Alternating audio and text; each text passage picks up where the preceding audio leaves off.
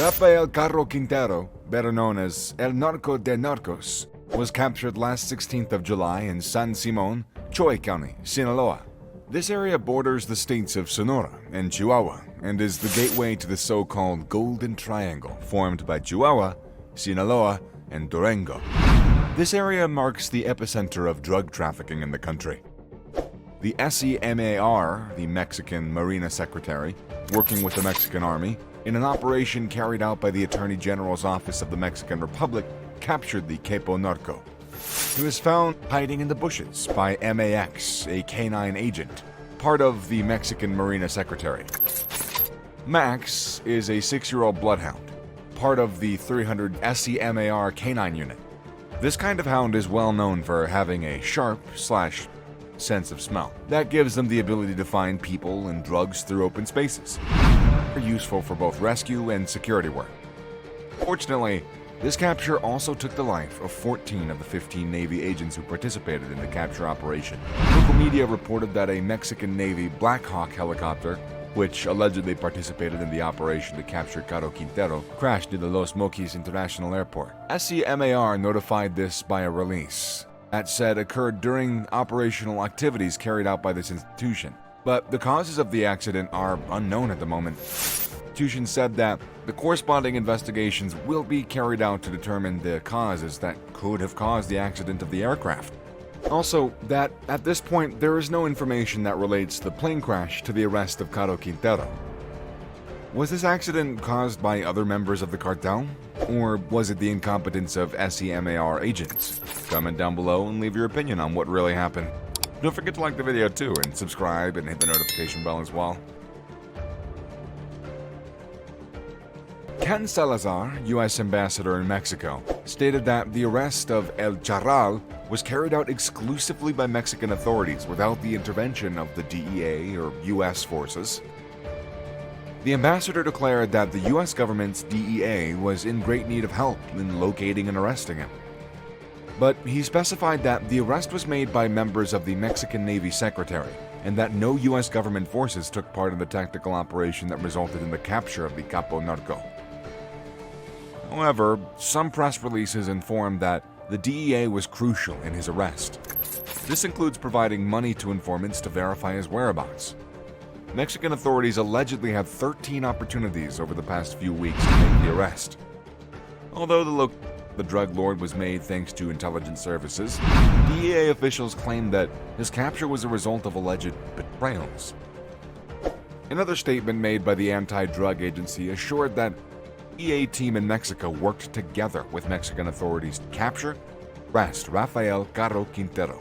Is the DEA trying to steal a bit of credit for the arrest? Were they crucial in the Narcos capture? Comment down below and tell us what you think. And subscribe and keep scrolling onto our videos for more of the latest drug trafficking news. On July 12th, Andres Lopez Obrador and Joe Biden met in Washington, D.C., in a meeting that lasted just over 40 minutes.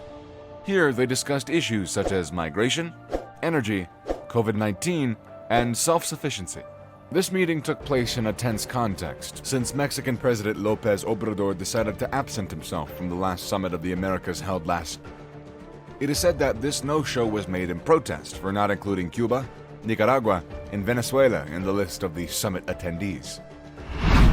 December of 2020, Phil Jordan, a former DEA agent, stated in an interview with El Universal that the Mexican government knew of the whereabouts of the aforementioned drug trafficker. Jordan said that Caro Quintero was guaranteed to remain free in hiding because he knew the corruption secrets in the governments of both countries. In the same interview, former agent Jordan stated that the drug lord is not on the run in Mexico. He mentioned that the government knew where he was hiding and had sent informants when they needed to talk.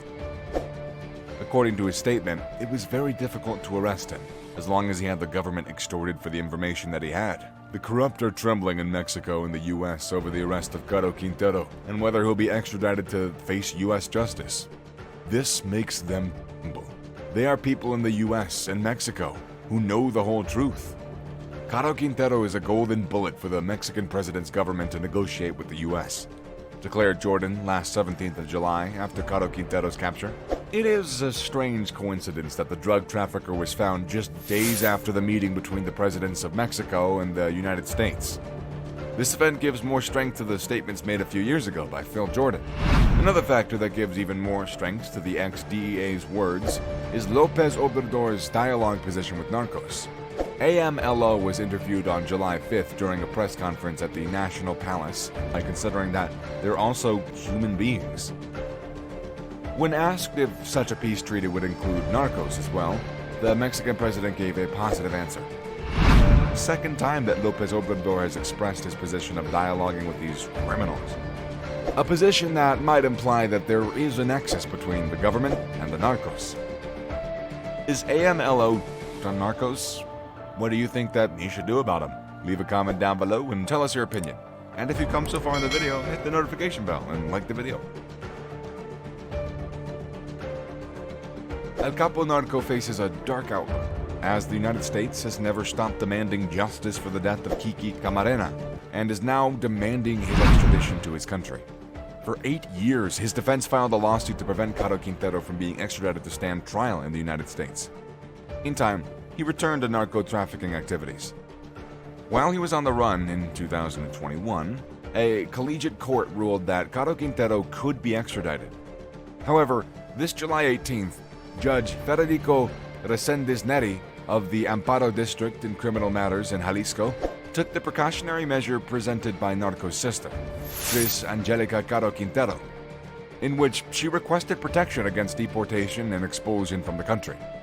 The resolution issued establishes that the detainee will not be extradited to the United States without first resolving the Amparo proceeding. 2 days after accepting this, Judge Reséndez Neri declined jurisdiction to continue handling the case. He explained that from this moment on, it corresponds to a district judge in the state of Mexico. The main reason is a territorial issue, since the narco leader is in the maximum security prison of the Altiplano.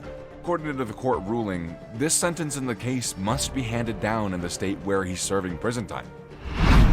Released in 2013, the U.S. government added Caro Quintero to its top 10 most wanted list and offered a $20 million reward for anyone who could lead to his capture.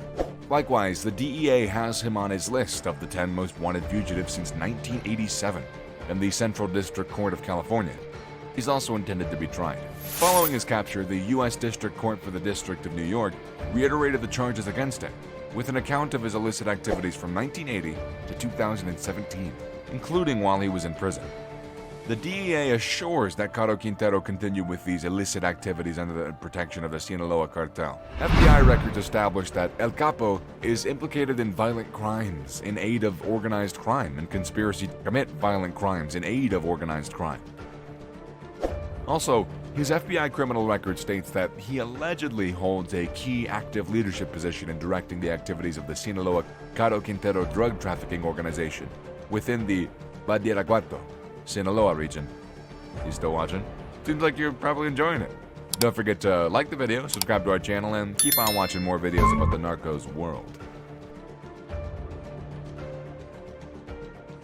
Don Rafa, as he is also known, was born on October 24th, 1952 in Sinaloa, Mexico.